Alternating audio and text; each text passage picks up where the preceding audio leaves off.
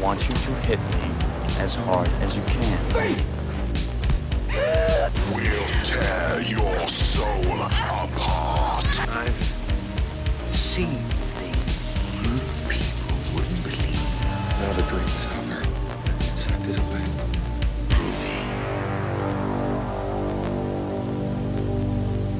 Hey, what's up, everybody? This is Talking Movies. My name is Josh, but sometimes my friends call me Jism Josh. I didn't know where you were going with that. I've been waiting to say that all just day. standard it. Yeah. And I'm Chris. Cornhole play. And I'm Randy with the Punk Rock Review. This is a terrible intro. It is. I ruined everything because I messed up the flow, but it was worth it. Yeah, it's worth it. Today we are talking about Paul Schrader's 1979 film, Hardcore. Nothing you have ever done, seen, or imagined can prepare you for the experience of hardcore. Turn it off! George C. Scott. Hardcore.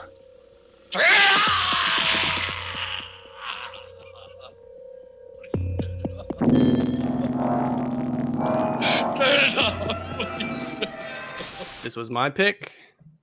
The movie it's Paul Schrader's second film. He was a well-known screenwriter in the 70s. Taxi Driver being the most famous. Right. But he was mostly just writing, and this was his, him becoming a director. So the movie is about a extremely religious father whose daughter runs away and goes missing. So he hires a private investigator played by Peter Boyle, and he finds a 8mm tape of his daughter in a porno. And so he ends up going on this journey to find her. To Bourneville. Yeah. This is a movie I had been on my radar for a long time. I watched it about 6 months ago. So Tarantino put out a book about a year ago, maybe 2 years ago. It's been a little bit ago. Yeah, I remember coming out. And it's a film criticism book. So he wrote about movies that not necessarily movies that he loved, but that he had things to talk about. And he wrote about Taxi Driver. He wrote about Rolling Thunder, which was another Paul Schrader written movie. And then he wrote about Hardcore. So that really, after reading the book, that really sparked my interest in it. So I finally went and got it, and it just finally got a Blu-ray too. It was out of print for a very long time. Yeah, Kino Lorber, right? Yeah. So when that came out, I snapped it up and watched it immediately. What did Quentin Tarantino say about it?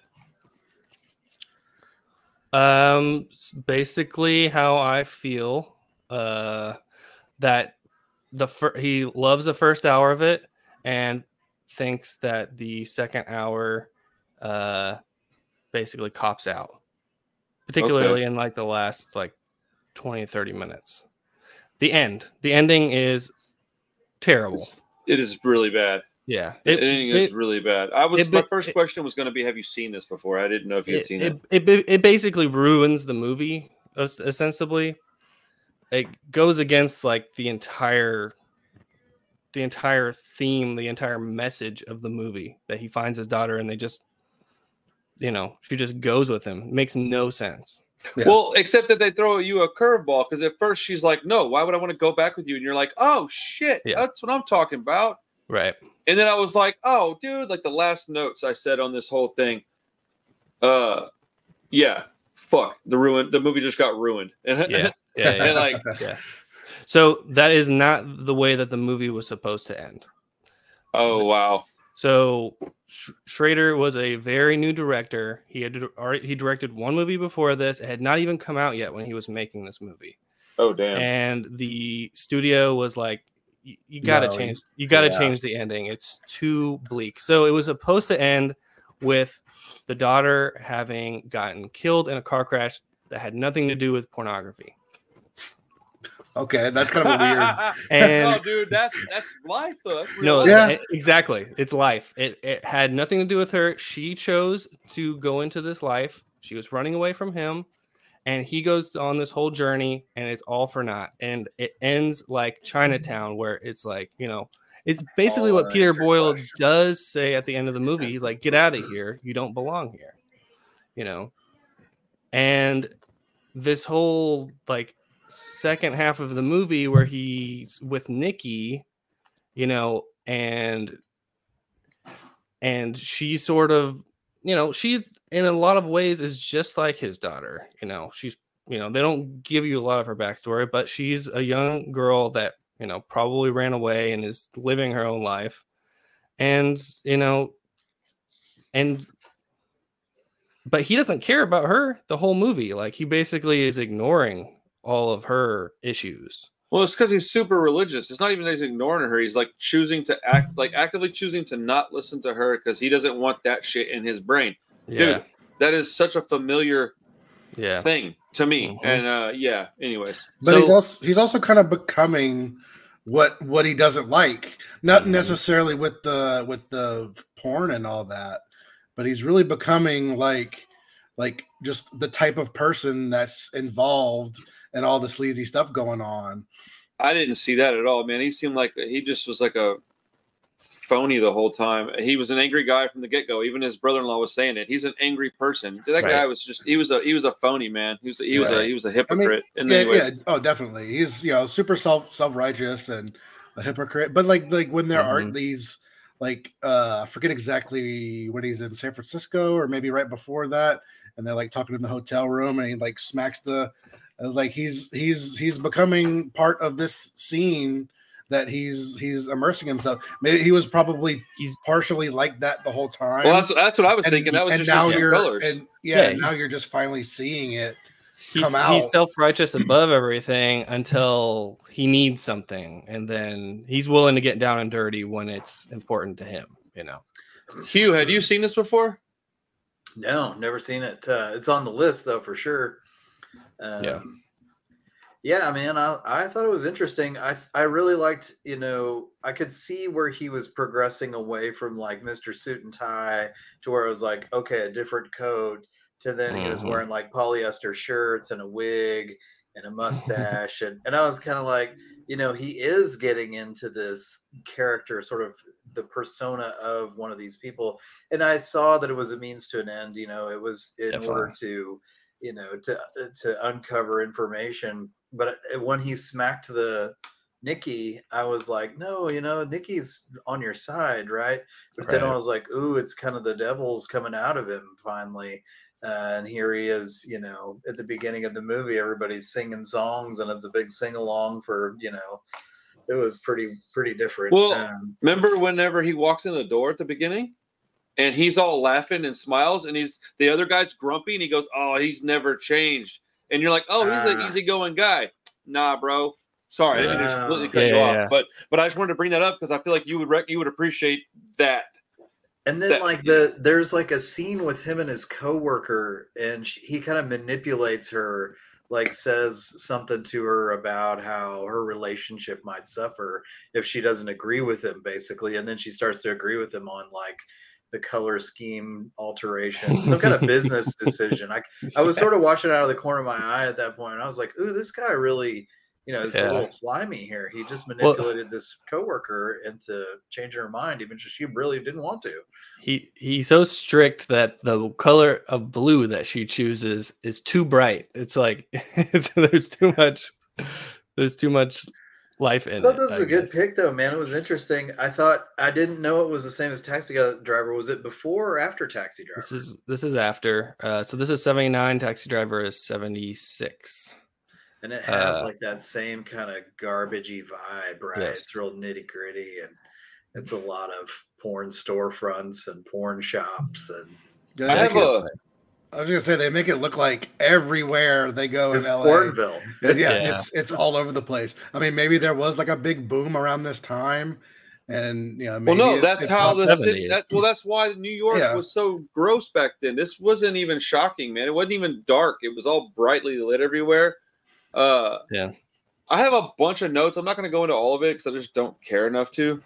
But a couple of things that I wanted to notate that it seemed to me when he was watching the movie, when they found the spool and he's watching it, the facial expressions that he made, I think those were the exact same facial expressions that Nick Cage did in 8mm, and I believe that was probably on purpose. But they were like identical, like down to like the hand in the mouth thing. They were completely the same. Like I was like, that's weird, and I went back and looked, and I was like, yeah, that's like almost shot for shot the same thing. Huh. I thought the sound in this movie was just atrocious. It was terrible. It just threw me off every time. I mean, it served a purpose, and I would say it's effective, but I didn't. And then the porn shop guy. Did you recognize that dude? He was in Conan the Destroyer. He's also in Batman. He's one of like Joker's hoodlums in the original Batman. Really? I thought I had looked like a couple of people looked familiar, and There's another one in here that's what is this? Ed Begley Jr. is the porn actor in this movie. He's the soldier porn actor. That guy's all over stuff. He's a big character actor. Yeah. And then I wrote down, I thought it was wild that she went out when they were in their room together the first time, and she went and got the like Mickey Mouse blanket. I was like, that's dark. She goes back in like this little Mickey man. And then for those who think pink, Hustler magazine. Thought that was pretty fucking funny. And then I put oh man, that wig, LOL. Oh shit, big dick black, LOL. Yes. Big dick black. There you go. Yeah. There was my soul note. My favorite part of the movie was Big Dick Black. Oh yeah. I like the name of the roller coaster was the Great White Knuckler. Oh wow. Oh, They had a few White good Knuckler. names. She got on the Great White Knuckler and disappeared. Dude, this movie does kind of, or 8mm does kind of channel this movie hard. A lot. I mean, I think it's quite a bit better. I don't know what y'all's opinion on that is, but that's more my style of movie. But I put down that the kid that was sleeping with his daughter in the film, he kind of got a raw deal. He was just like smashing this girl and getting paid. He didn't know any better. And then the dad like blows his top and has no cool at all. Can't figure out how to like calm down and like the job, the goal. He's so short-sighted, man. I understand he's desperate to find his daughter, but he's got no chill and no patience. He's terrible at getting people to open up. This guy would be the worst, dude. I would manipulate this guy into 3 different weeks, man. He's got no clue what he's doing. He's just no clue. No. He's going about everything in like the absolute wrong way. No. I mean, I guess he gets it done in the end, but man, dude, just barely though, man. Yeah, barely. It really gets lucky, I think. The whole ending of the movie makes no sense. It just feels like he just finds her, Dude, it was so basically out of dumb. nowhere. As soon as they bring in the whole snuff film aspect of it, it just feels like it goes off the rails. Stupid. Yeah, and that didn't even look like it was remotely real, so I didn't understand that at all. Thought it was like known fake, and it was like, oh, he thought that was real. Okay, this is a 70s movie, so they did things different back then. But Nikki was the most interesting person in the movie, in my opinion. And I also thought it was odd that porno shops have not changed even a little. Like they're exactly the same as they were in this, like even down to like the racks that this stuff. Now it might be Blu-ray and 4K now, but it's the same shit. It was odd. I was watching it like, man, I wish I didn't know that that's exactly what that looks like, but I do. Yeah, fewer books and magazines, I think. Well, that's what I mean. Like the media might have changed, but it's the same layout, man. Exactly the same. And he had like squeezed by old dude. When I was a kid, it was like 1994 or something. I was probably like 15 or 16, and there was like this huge porn warehouse on the hill in between these two cities. Yeah. And so we would always like get the guy who's 18 to drive us out there, and he'd go in and come out with a bag full of shit, and we'd all be like, "Oh, what'd you get?" And it was weird, like that was how you consumed porn back in the days. You had to Oh, actually yeah. go in, Yeah. pick it up off the shelf, and like at the magazine, in the magazine racks at the gas station, sometimes way up in the corner, they'd have two magazines, and you knew you're in a rowdy place when they had like Hustler or something. It wasn't just Playboy. You're like, Yeah. oh shit, like this Well, is. well, think about it in the 70s. There is no VHS tapes. If you want to go watch a porn, you got to go Oh, I sit didn't in even the think theater. about that. Oh, You got to go wow, sit in the theater with a bunch of strangers. Yeah, That's the whole thing. It's weird. It's sticky. That's the whole thing in Ugh. Taxi Driver too. Like, there's all these porn theaters around because that's the only way you could see it. Yeah. Could you So imagine crazy. that? I mean, I've been in a porn theater. It's pretty weird. That smells so bad. I bet. I can't imagine. So, okay, when I was in one, it smelled like straight up Pine Sol. Oh yeah, Yeah, well, yeah, That's they the only probably way just they can douse they can- it. Yeah, the only way they Yeah. can mask it is just cover it. And I thought it was going to be weird, like you said. And it was weird that it smelled like Pine Sol. I was like, oh, that's not a good thing. Like that's bad. Like, So now you just think I of w- that every time you yeah, smell I pine wish sol. I wish it would have just smelled salty or something like the ocean. I don't fucking know, man. Like, Yeah. give me the lighthouse. Yeah. Yeah. See You know that in a theater like that these days, like what is there some specialty something that you're going there for? Like No, this is like 20 years ago, bro. This is in like Yeah. 2001. I was just I mean, a fucking. you could get it filthy- all online. Like what are we seeking No. out here? And in 2001, bro, Snuff like I didn't have a computer in 2001. I didn't have no internet back then, but I definitely had a cocaine habit, and I would go and do a bunch of that and go to these seedy ass places. It was, and dude, it wasn't even like about getting off, bro. You just be in there watching it for like 2 hours. I'm like, why am I here? And you just like all of a sudden you'd be like, oh, I gotta go. This is fucking gross.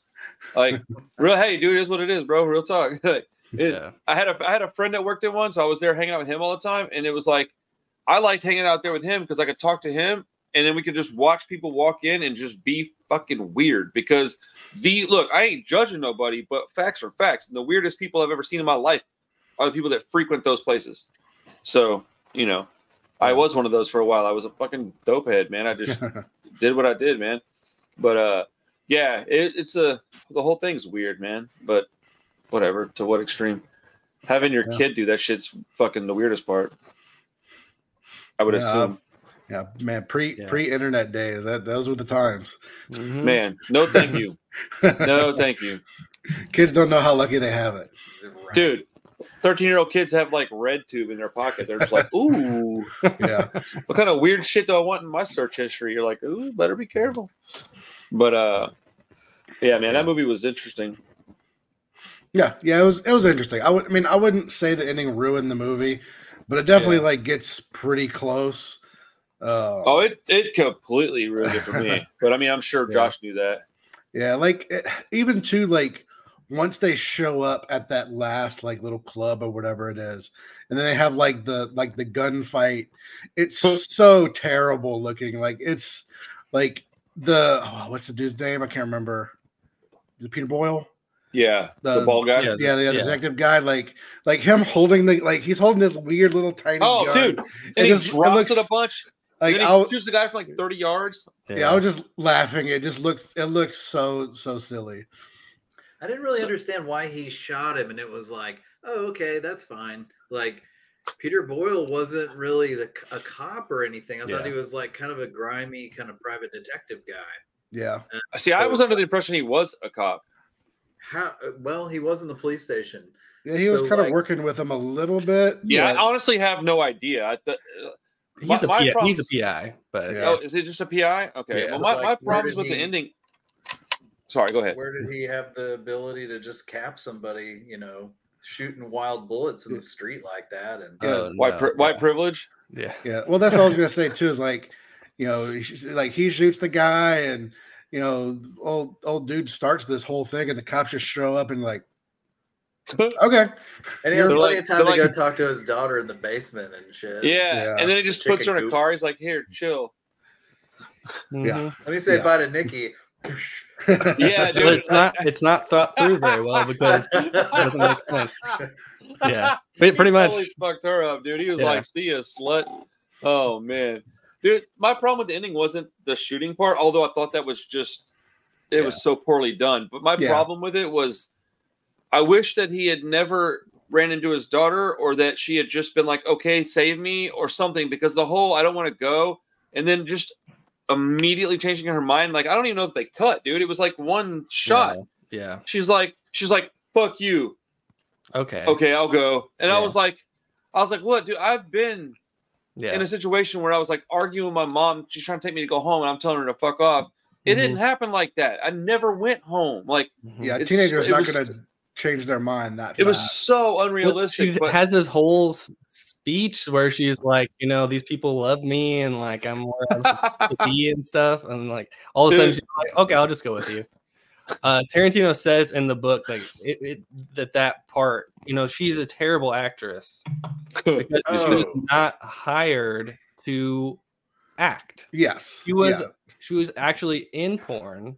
So she was hired because for the scenes that, you know, the porn scenes. She wasn't meant to have, like, you know, more than a couple of lines of dialogue. They needed somebody willing to do the stuff. I thought, like, when they had the bondage scene and then the dude stabs the one guy and she's kind of just still sitting there looking on the bed, I was like, okay, so this isn't real. Like, if somebody got killed in front of you, that's what I was thinking. And so she wasn't, and then all of a sudden she got her throat cut. And I was like, oh, snap, that was his daughter. Like, now he's going to go on a revenge spree looking for this guy. And I was like, ooh. Charlie Bronson. And, but then it turned out she was still alive. And I was kind of like, I think I would have liked my ending a little more if it got actual snuff film. Because that's what happened in 8mm. Like, people really were dying. And it was creepy as hell. It made it even more. It was like, ooh, that's really messed up. People who would do that are messed up, you know, but a little bit of bondage. We want the, you know, you want the Taxi Driver end where he goes in and he blows everybody away. You know? That's exactly what you want. Right? Well, this is like Death Wish Light. It was and just loses like everything. Edited for TV before it was edited for TV. Yeah. But it's, you know, whatever. I really like the main dude that's in the movie as like I just think he looks like a tough kind of George C. grizzled. Scott.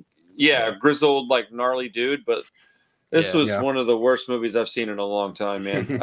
I almost didn't make it through the first 5 minutes. The music was so bad that I was like, what the fuck, man? And then I was like, wait, I gotta quit being a whiny baby and push through.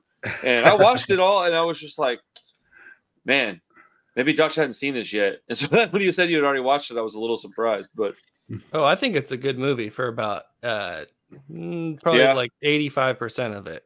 Yeah. So what are the redeeming qualities that I'm not catching? Because I mean, we've established that we watch movies different. So what is it about it that you really enjoy? I just think that the journey is interesting. I think that for one, I wanted to bring this up earlier and just didn't get to it, but Paul Schrader grew up a Calvinist in Michigan. Never even saw a movie till he was like 20 years old. So he's writing this movie from the perspective of his father, basically. Like, Paul Schrader is not this guy. He's the kid that runs away. So I think it's interesting that he's sort of reckoning with this whole life that he left behind. And this guy's he's writing a movie about his dad, basically, and he's putting it into a genre story. You know, this is The Searchers. I don't know if you guys have ever seen. What is that? Movie. It's a famous old John Wayne Western. Okay. Racist cowboy who gets his daughter gets captured by Indians, and the whole movie is him searching to find his daughter. Okay. So it is specifically a riff on The Searchers, but the story, personal things in it. Go ahead. I'm sorry. I'm just blown away because the story that you're telling me, like, about him, I find that pretty interesting. Like, I like the story itself, like, outside of the product that was finished. I like it, but that doesn't warrant me saying that a movie is good. So, you know, in his inexperience is something to, I guess, give him a little bit of like leeway with. I totally understand that. I just wasn't sure what you were enjoying about it to that degree, 85%. That's the most of the movie. There was a lot of problems I had with the sound and the acting. You know, I'm not usually interested in that, but the pacing was so slow that I was paying attention to a lot of stuff I normally wouldn't pay attention to, I guess. Yeah. But I mean, like, would I watch it again? Possibly. I would even say probably. How soon? Probably a year down the line. I don't know that I would buy a copy though. So I don't like hate the movie. So I don't even know what I'm saying. Like, I don't hate the movie, but it wasn't. I don't think it's particularly good. Yeah, you said it was one of the worst movies you've seen in a long time. So, yeah, you know. But I mean, like, I don't hate it. I mean, you know, it's like kind of like it's kind of that. It's very muted and my feelings muted. Right. It's like, you know, all right. Like it's on. All right, I guess we're watching this, and then it's like, you know, you want to pick one? I'm not that one. Let's go to something else. That kind of thing. Yeah. It's pretty dated, too. Yeah, I mean, just in the way it was made, the way it was shot, the sound, and all that stuff. It's pretty. I mean, if that's nostalgic to you, if you're particularly into that type of stuff, right? I can see you liking it over, being put off by it. I've just seen other stories that are almost the same in better movies. Not, that similar stories in movies that are a little bit better quality is the way I'll put it. I'm not trying to be super disrespectful. But I was genuinely curious as to what your the strong points were to you. I wasn't asking. I mean, I think George C. Scott is great. I think he's great in the movie. Really? I think, yeah. I mean, the scene with him watching the film the first time and like screaming, that's my daughter. I think that's that's great acting. Really? Yeah, absolutely. Huh. I'm a little surprised to hear you say that specific part. I thought that was pretty bad. I think George C. Scott was the bomb. Wasn't he in The Exorcist or something? 3, yeah. 3. I just watched that. The Exorcist 3. Yeah. Well, Exorcist 3. Changeling. He's a very intense guy. I was pretty surprised. I was pretty surprised people were scared of him. Like that one guy, especially the PI that he hired. Every time he'd kind of bow up, the guy would. He's a big guy. Yeah, and I was like, when he was throwing dude down the stairs, like kept throwing him down the stairs, Todd or whatever. I was like, damn, this guy's whooping his ass. Like, and it looked real on. He fell down a couple times. Yeah, he fell down and bounced off the stairs. I was like, damn, dude's really getting with it. So I thought that was pretty good acting. I thought I love the grimy tone of the movie. There were some contrasts where like he would wear blue and she would wear red. And so that was kind of like to show the dichotomy of their characters. And then they would go into a place and it would be blue and red lighting. My son actually pointed that out. He was like, oh, it's showing like they're distinctly different personalities and points of view on life. And then, the ending kind of fell flat, but I don't think it sucked necessarily. I was kind of like, I don't really, he didn't really. Yeah. But I really liked, the street views, the porn shops, the weird stuff, because there's only, there's cruising, and I don't really know like a whole lot of other 70s movies that dip off into bondage, especially. And so that's unique to the film. I think that that's a really risky thing to do in the 70s. Like, obviously they had to paint it in like, these people are super weird because they're into this really niche, freaky shit. I was watching it. I was like, this is almost the anti dogs don't wear pants. It's like it's so like phobic of this whole scene, And that's kind of like what we were talking about in the last show, about how a lot of movies that include that subject matter hold people out as to be like serial killers or having been abused in their lives. They can't just be into it because they're freaky. They have to be crazy people, right? And that's kind of what this movie did too. It's like the ultimate baddie bads were the snuff people who are into bondage, right? But hey, I mean, I can appreciate the fact that I think as a writer-director, that's a huge risk to put in a movie. And that's what made Cruising unique, because Al Pacino, you're like, damn, Al Pacino's in this freaky movie about, gay bondage, right? It's and a serial killer. That was like, oh shit. Like in the 70s, especially, that was probably like, man, you don't want to watch that movie. Your kids, it's like, it's about risky, Jesus and freaky stuff. So I thought that, this movie seems risky to that vein. So I appreciate the fact that it exists, Yeah. But I mean, I feel like every 70s movie, I kind of struggle with the pacing to where I'm just like, oh, yeah. Well, come Well, on, that's the opening sequence. And yeah, the we've music talked about that plays, before. it's like, dude. Yeah, that's But why I say it. the Like 70s. that's why I say it's like a product of its time because like it's maybe not inherently good, everything, but it's definitely like got a vibe, and like the sound may suck or the music might be super dated or whatever, but it's got a vibe. It's I like Yeah. it. I thought it was gritty as hell. yeah, it might not hold up.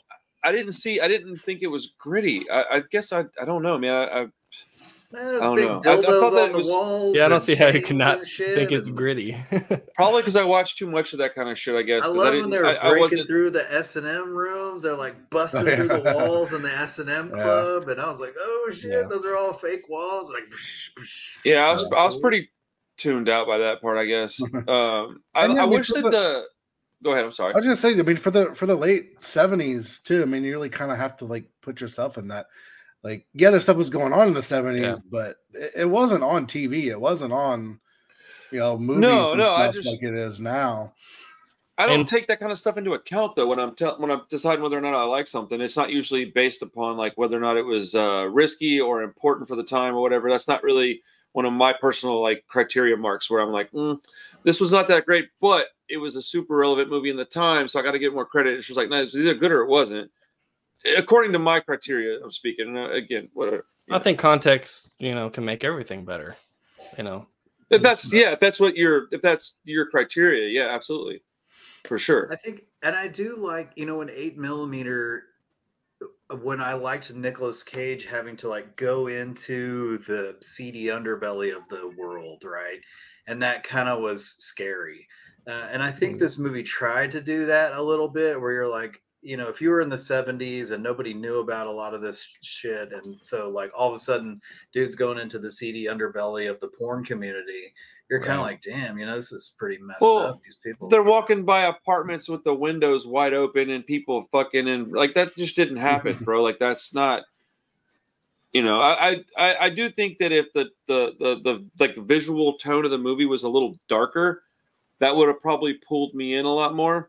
Because it just seemed like everything was very well lit. I don't know why that bothered me, but it didn't bother me. I just found it kind of odd.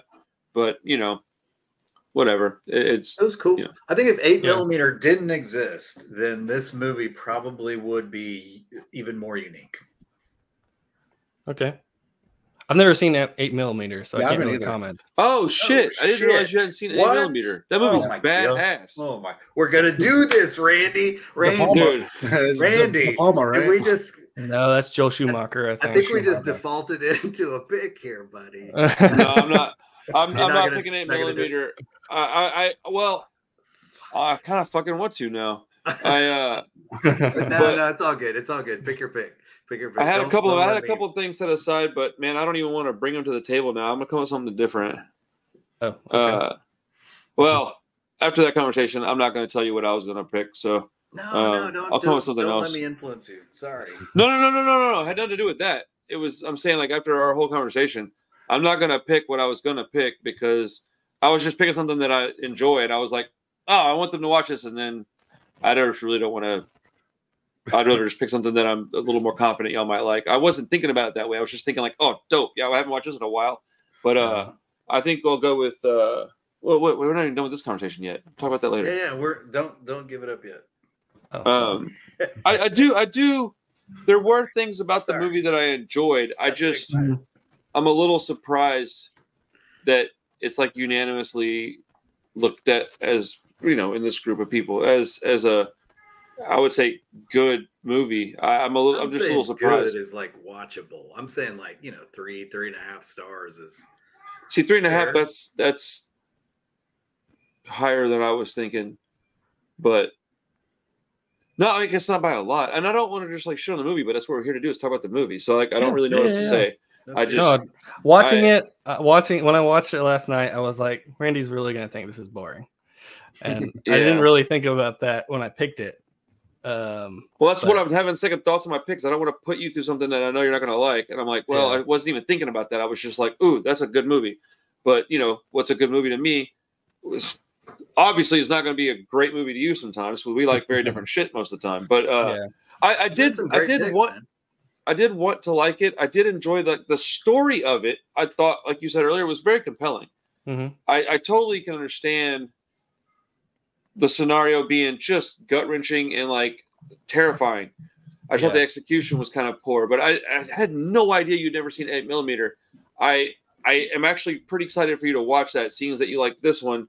I really do think you'll like 8mm, and that explains why you weren't commenting on the Nick Cage thing about the thing. Wait till you watch it. You'll be like, oh shit. It's like, it's so close to the same thing. But that's at the, like the first couple of minutes of the movie. Fuck, dude, that movie's pretty great. But it's exactly what I would want this movie. The changes, that's exactly what it would. This 8mm is the version of this movie that I'm interested in. That's what it is. It's like so if you want to see the hardcore that I would make, it's exactly what that is. It's the same kind of movie, but it's executed in a way that is more palatable for me. Darker, Nick Cage, but and Joaquin Phoenix. Joaquin Phoenix in there. I was awesome. I was confusing it with Snake Eyes, another Cage movie. So that was why I threw out De Palma a second ago. Yeah, Snake Eyes is fun. I used to think it was. Called I was kidding. It's not terrible. I like Snake. Yeah, I haven't seen either. Wouldn't mind seeing both of them. Just you haven't seen 8mm either? Nope. Interesting. I'm a little surprised. That movie was like, it was not like a blockbuster, but it was like big for people that liked movies. Mm-hmm. I don't know how to explain it. It was like a movie guy's movie, but it was with a budget. Yeah. So Cage has never been my guy though. So I don't seek out. That's Cage true. movies. That's true. I like him. I like him in certain things, but this is often talked about as one of his better movies. Not like his best or anything, but one of his better movies. This one's brought up a lot. So hopefully, if you end up watching it, you'll like it. I would be, sad if I picked it out and you're like, "Fuck that movie." That would suck. Yeah. I guess I wouldn't be too surprised, but I like I said, man, the story of this movie was very compelling. Yeah. And it wouldn't take a lot for it to be really interesting to me. And I may watch it again one day and really love it. I don't know. I was torn a lot because the subject matter was very heavy, but the execution wasn't something I was interested in really. But but you're also famously not a fan of like Taxi Driver and stuff. Correct. I don't really do 70s stuff a lot. It's not really my. Yes, I think I'm really picky with 70s stuff. Yeah, that's kind of where I was getting at with that. Like, I don't really think 5 years? Right. How long have I known you? That 70s stuff really doesn't speak to you most of the time. Yeah. I don't know why. That's where I live most of the time. I can watch all 70s movies. So, dude, you behave like you were born in the 70s. Your old ass. That's what it is. I like the French Connection 70s, isn't it? It is, yeah. I like that movie a lot. Yeah. But I bet there's a pretty good handful of 70s flicks that I like. But yeah, it's a decade that is a little bit harder for me to get into. Yeah, they do tend to be a little slow, kind of ramp up toward the end and then, a big crescendo at the end. But, most of the movie is a lot of dialogue and, maybe not a whole lot going on. Is Driver? But The Driver is 70s. 70s. I like that one a lot. Yeah, I just watched that for the first time. Damn, it was so good. It was good. Yeah, the longer I get to know Josh, the more I understand. It really does fit your personality that you like the 70s movies. It doesn't. The more I get to know you, the more it doesn't surprise me. I was thinking about it. I really like the tough guys. Like I like Lee Marvin and Gene Hackman, and I like George C. Scott, and I think those people remind me of my dad. I don't know what that is. Like I'm self-diagnosing now, but but I don't know. I sort of like.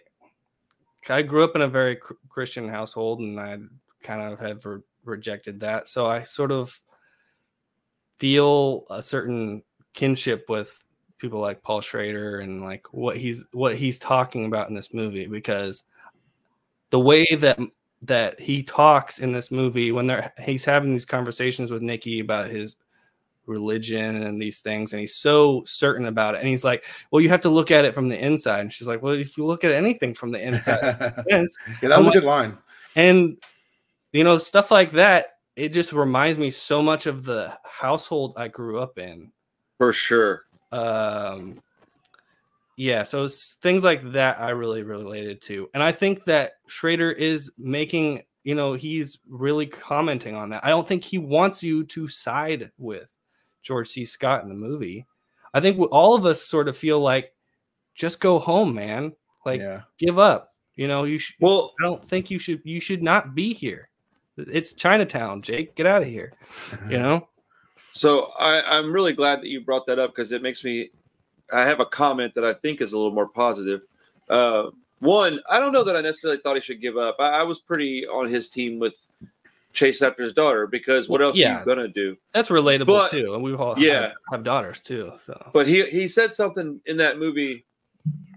My favorite part of the whole movie, I think, is when he's talking to her and he's like, I'm not concerned with California. I'm not concerned with LA. I'm not concerned with what they're doing. He's doing, they're doing. Right. I'm concerned with my daughter. And he's like, I want to go home. I have my life that I live by. That resonated with me in a way that I wouldn't have expected. If I read that on a piece of paper, I'd be like, yeah, I mean, I guess that's typical, religious behavior. But the way he said that, I was like, damn, I think I do think a little bit more like that than I'd like to admit even. But it also reminded me of my mom. She's like, I'm not concerned with what these people think about me. I'm trying to get to heaven. And she said it to me today. You know what I'm saying?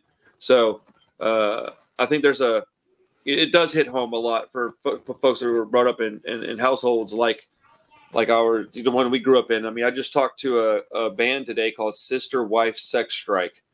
And it's like a queer folk punk group. And I love their music. But I asked them, like, hey, what's up with the name? And I got the whole story. But one of them was saying, like, yeah, I grew up, my dad's a pastor. And I was like, ask me how surprised I am. You know what I'm saying? And so how much of all of this, was this us rejecting, right? Our upbringing. When you're shoved in a direction, you just so instinctively want to turn around and go the other way. And people don't even know it until there's too late. You've already shoved your kid the wrong direction because you weren't being patient, you weren't listening. It's that part of the movie, like his like mind frame. Like I said, the story I thought was pretty compelling. So I think I'll hang my hat on that. The story, I really liked the story quite a bit, actually. The ending, not so much, but the story was. Hugh, I'm surprised that you didn't hate the ending, because that ending really, really threw me for a loop. I think I was kind of like waiting to see the end to see how I felt about it, and then the end was like, and I was just like, what the fuck? All these things you've been talking about, like, I questioned whether or not I would just leave, because I'm very much like I sort of let my kids learn the hard way. And I don't know that that's a good way to parent, but I'm like, well, you probably shouldn't have done that. And you learned your lesson, because it didn't come from me. If I'd have told you, you wouldn't have listened anyway. Right. So, So I probably would have been devastated if my daughter went off and did something like this. But at the same time, I'd be like, well, the damage is done. The tapes are made. The sex has been had. I'm like, well, that's your life now. And really, but then, like, I don't know. And so, like, so what you're saying about rebellion, right? It comes from your parents trying to instill a sense of value in you that you reject ultimately. So why on earth would she accept it suddenly in the chicken coop? Well, like, why would she suddenly be like, oh, I'm having a change of heart, I want to go home with you? Well, that's my problem with it. She would have continued down the path of, rejecting her father's way of life. In fact, I think him showing up there, exactly, it would have made it worse. Him showing up there and her seeing, like, all of the shit that he went through to get there. Well, she should have been like, fuck you, get the fuck out of here. Yeah. Although, like, I will say, unrealistic to me. Yeah. Oh no, that's what the big slap in the face was. Is that I thought, what? No. And what I was saying about me not giving up, I still think that's the right way to do it, because in hindsight, I'm only as hard a worker as I am and an honest person as I am, and with as much character as I've got, because of the shit my mom did. Now, all the spiritual stuff set aside, I am a good person. You guys don't have to question whether or not you can trust me if I tell you, hey, guys, I'll give you something, or I'll do this for you. And my boss doesn't have to wonder if I'm coming into work. Anytime I'm ever late, they go, hey, are you okay? I'm like, yeah, what's up? Oh, you're running late. Oh, shit, I didn't know. Because they know I'm not the guy that shows up late to work. So all those things my character is because of my mom pushing that on me. So it's like this weird, like super slippery slope, man. It's Absolutely. like, you know, I think certain things you need to like chill, just let them do their thing. But then you can't not do the disciplinary stuff, because if you don't do that, you are to blame. Well, I didn't know. I let them do their own thing. Not speaking about any conversation we're having, but like I have people that I know that have kids that are fucking insane, and they're like, "Well, no, I just let them." You know, that I don't believe in like what do they call it, something punishment. And I was like, "What do you mean that their kid tells you fuck you? You don't smack the shit out of them? Like you can't let people behave that way. This is why we have the situation we have right now. People have never been disciplined, and so they think they can act however they want. So it's a weird thing, and everybody else has their own personal way of dealing with it. So I also can't tell anybody else how to do that. And nobody's got to figure it out. Yeah, so it's like I said, very, very weird. It could turn into a very gross conversation very quick. But then you have the complete opposite, which is somebody like in this example in the movie who's very regimented, who's disciplined and brought their child up in a very, you know, strict sense of the word, and then they deviate and go into porn. And so, you know, all the disciplining, all the smacking around, that didn't mean fuck all, because the kid went and did whatever they wanted anyway. And so it's so somebody told me this one time. They had two kids, right? One was in prison, the other one was like a CEO. And they're like, look, I parented them both the same way. People are people, and they do whatever they're going to do. It doesn't matter what you can do or say. Sometimes people just make their own decisions, close doors, and they don't open again. So, well, yeah, I mean, it wasn't a blanket statement or a rule, but I have evidence that if you discipline your kids right, that they behave. My kids behave. It's because I put the work in. Now, it doesn't mean that I spank them. I do not. I haven't had to do that in years, because when I did it, when it was fucking difficult to do, it was impactful, and it hurt me and it hurt them, and we had conversations. The thing is you can't go halfway with that kind of behavior. You can't like discipline your kid in any way. Take their things, ground them, spank them, yell at them. You can't do any of that stuff if you're not willing to talk to them, because if they don't know why you're doing it, it doesn't matter anyways. But you have to be willing to go talk. So I think his thing, you could tell like what she was saying to him in that room. He never talked to her. He never wanted to know how she was doing. She's like, you didn't care about me till I was gone. And it's like, well, dude, that's where you messed up. You could have been really strict. It didn't matter if you were strict, because you weren't there. And so I think that's the lesson from this. And he's a bit delusional. You know, the thought never crossed his mind that she chose to leave. So maybe it was always she got kidnapped, or whatever. He's got to find his daughter. And I mean, it never crossed his mind that maybe she left. Dude, this is just turning into therapy sessions part 2. That's what makes this more interesting to me than something like Taken, which is just the same story, but just a straightforward action movie. Dude, Taken is like 75 times better than this movie. It can be a more entertaining movie, but I think this has a lot more to say, and it engages me intellectually more. I can see that's absolutely correct. It is a more entertaining movie, and it doesn't make it necessarily better. Depth wise is a bit different. I like the kiddie pool, Chris. Leave me alone. I'm gonna go wallow around in 16 inches of water. Let me have Liam Neeson. I love the fact that it makes you kind of question, what would you do in this situation? Like, as a father, we're all fathers. We're all kind of like, what would I do? Would I leave? Would I stay? Would I whoop some ass? Would I, Yeah. Right. Times are very different, and, we leave a quite different life than he did. But I would like to think that you would go, what did I do? Why did she leave? Like, what could I have done? Away. What did I do? You gotta have to take a step back a little bit and think about it. Maybe there's some mental health issues going on there. There's always.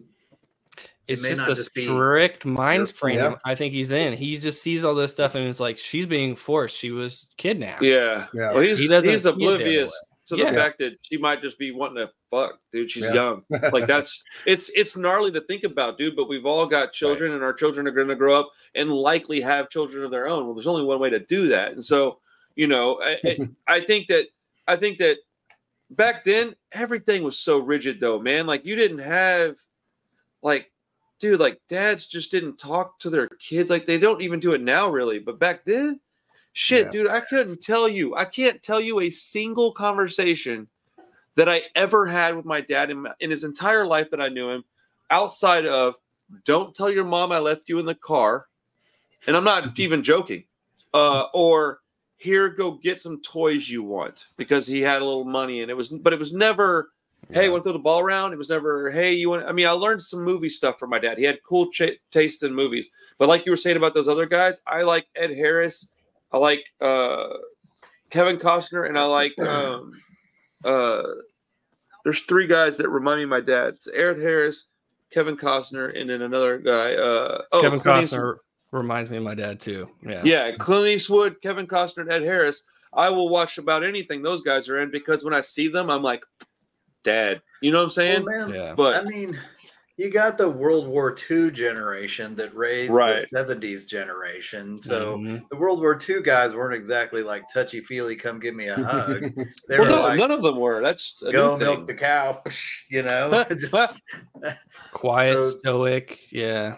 We didn't, I mean, and especially with masculinity, I hate the term toxic masculinity, but, you know, I think it's developing where it's okay for men to have emotions and show emotions, which is great. You know, you can do that with your kids now and not be vilified as a weak man, you know? So I can cry at Suzume, and you know, everybody's like, my kid's still like, look at Daddy's crying.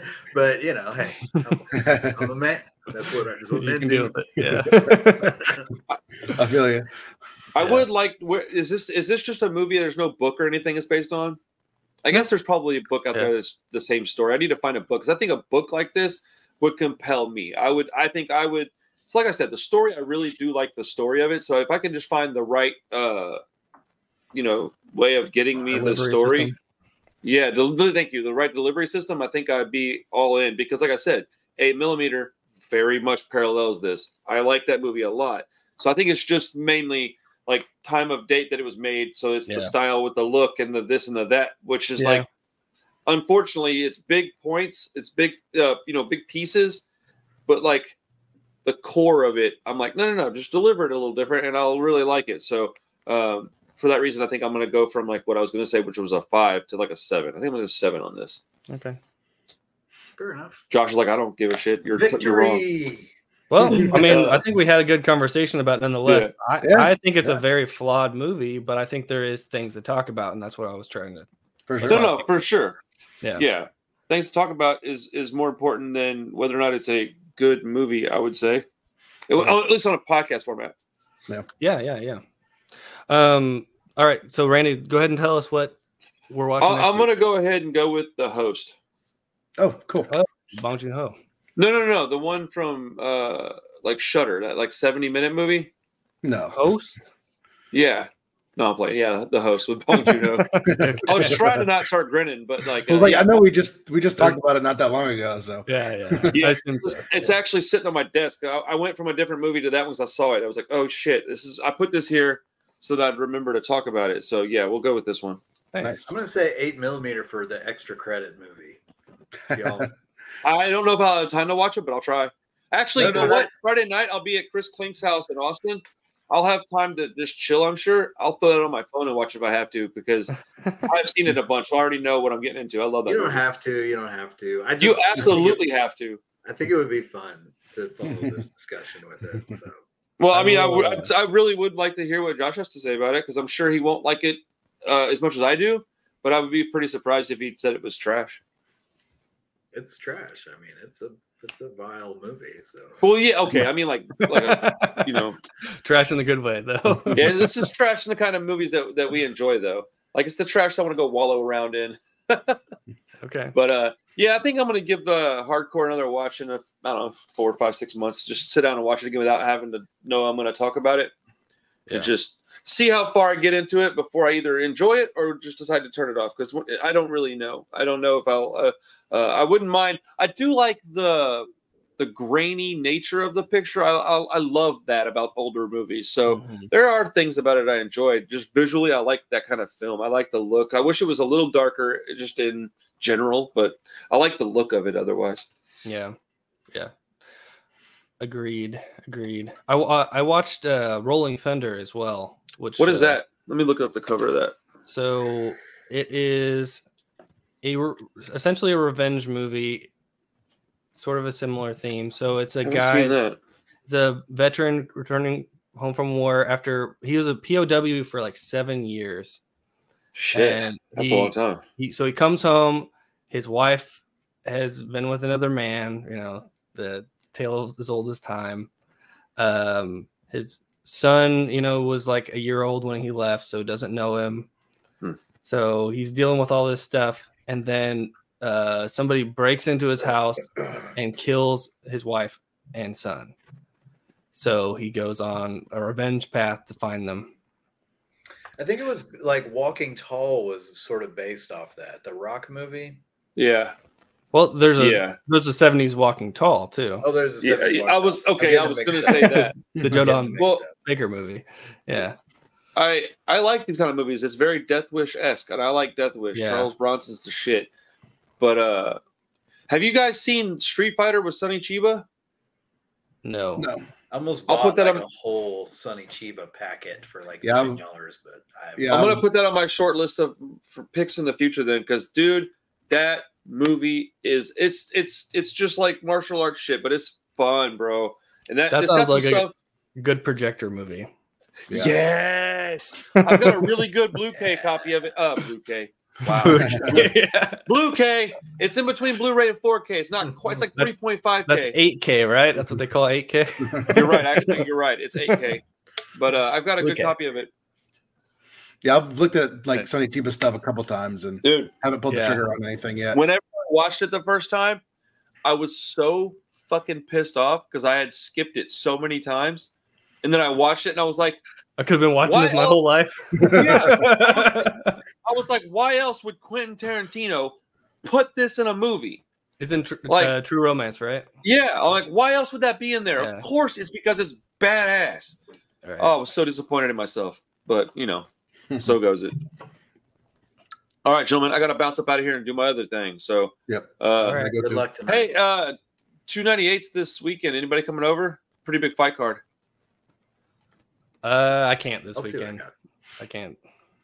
Okay. It's my daughter's birthday and stuff. Okay.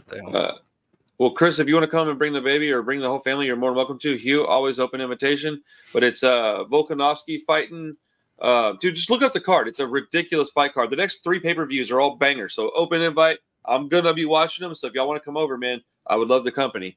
But I think Brian from my work might come this weekend too. So just heads up if anybody's coming. Brian might show up. Awesome. Well, I guess I'll talk to y'all in the next day or so, and we'll get the host. That should be fun.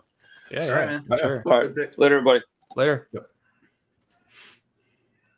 You guys want to shout out anything else y'all watched before we wrap up? Yeah, I got to bounce too, but I can just say I watched Twilight Samurai. Oh yeah, that was awesome. Like it's kind of like the polar opposite of something like 13 Assassins. That's just straight up like violence and sword fights the whole time. Mm-hmm. It's very dramatic and could be seen as boring, but man, it's so well done. It just, I don't know, it paints a really good picture of a period that's been done over and over and over again. But I don't know, it feels different than like Kurosawa's films and umpteen other old Japanese directors I can't pronounce the names of. Yeah. It's more modern, right? Isn't it like early 2000s? Yeah, like 2001, something like that. Like the color grading is really bad on it, but man, you could tell like there's some really good shots and like some real well done stuff, and it's got a good story. So yeah, it kind of hooks you on the story, and it's sitting in my to watch pile over here. Yeah, it's really good. Huh? I read your review. I was like, I need that movie. Oh yeah, that's a hard one to find too. Yeah. Is it? Yeah. I made it. Yeah. That's what I thought. Yeah. And also, I caught up on True Detective. So, guess you're what? fully Got caught up? one left, right, Clay? Yeah, I don't dislike it, but I mean, it's such a far cry from season 1 and 3. Like, it's definitely not the same show, and they may be I able love to. and hate it. It's got like redeeming qualities, and then I'm like, I hate this shit, and then I'm Do you like, think no, if it? it's all right. Do you think if it didn't say True Detective that you would like it more? It's Like if you just not watched True it, if it was Detective. just called Night Country, and you I mean, like watched it, it's not True Detective. I think that's the biggest Right. problem I have with it is I'm like, this is not the shit. This is not Yeah, I mean, like my mind has already kind of disconnected it from True Detective going in, so I'll say no. You know, it's like it's not ruining the fact that I don't really like it that much. That it is True Detective, but I don't know. We'll see with the last episode. You know, it might kind of stick the landing. It after episode 5, like man, it could kind of go either way. Like it does take a downturn again at episode 5. There's I just don't know. I don't want to ruin anything.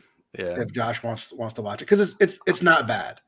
You know, it's got some bad CG. It's got some like weird stuff that they don't like that much, but some weird stuff.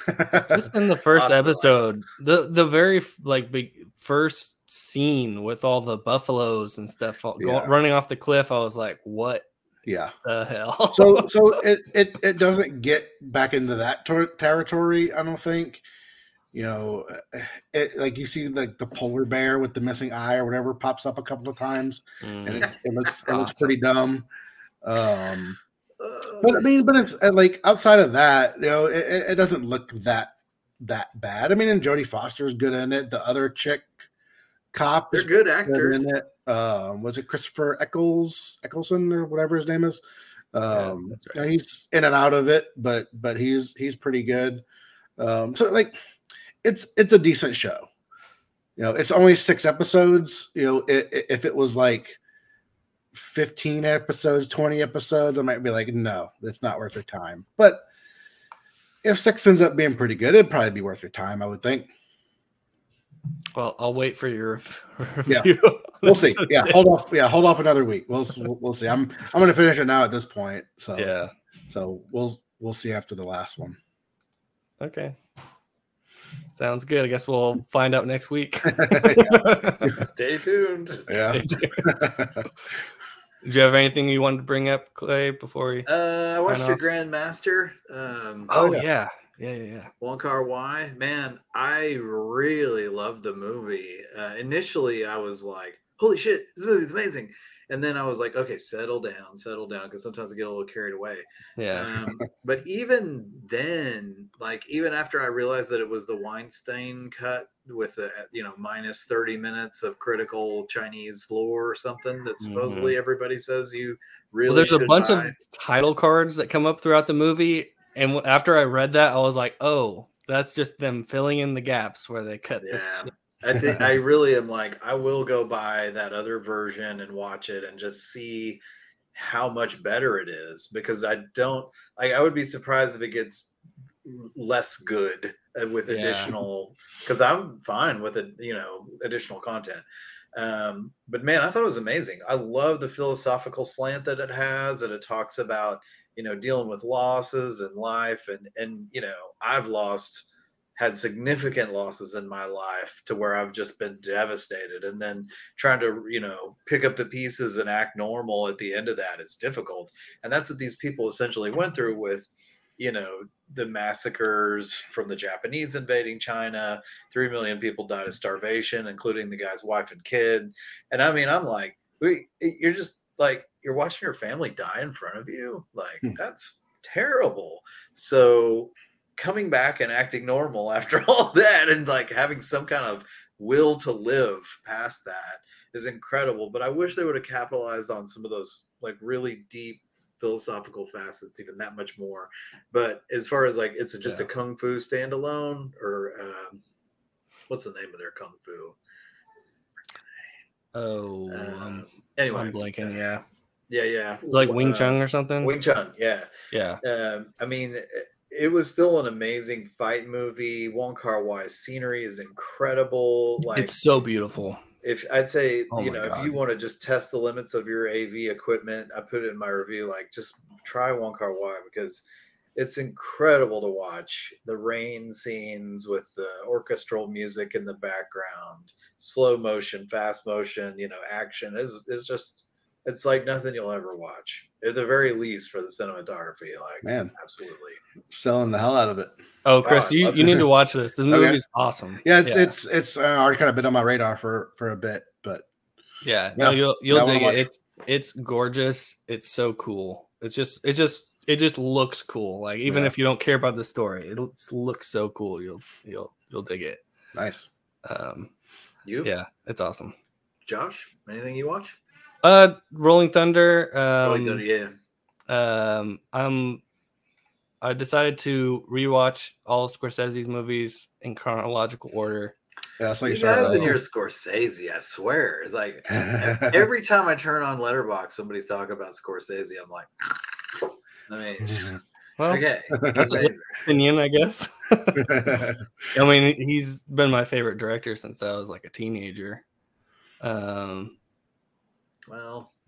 he just had a huge movie come out, so everybody's talking about him. So, but so I've watched a couple of his movies. I watched Boxcar Bertha, which is his Roger Corman movie. Not that great, but his next one is Mean Streets, so it gets better. Mean Streets. I saw the preview for that on my Amazon recommendations. I was like, oh. So me and Randy went to this club, a punk club, and there was this movie on in the background. There was no sound. And I was like, what has Harvey Keitel been in with somebody else? It was like 70s. And I started looking. I was like, oh, this is Mean Streets. And I've never seen it.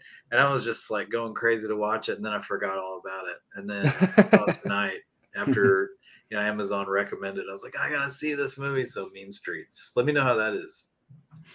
I will review it for sure. I just got the 4K just came out a few months ago. I haven't watched that yet, so I'm gonna pop that in this week. Oh yeah, cool. All right, well, we'll wrap it up. The host next week. All right, guys. Yes, later.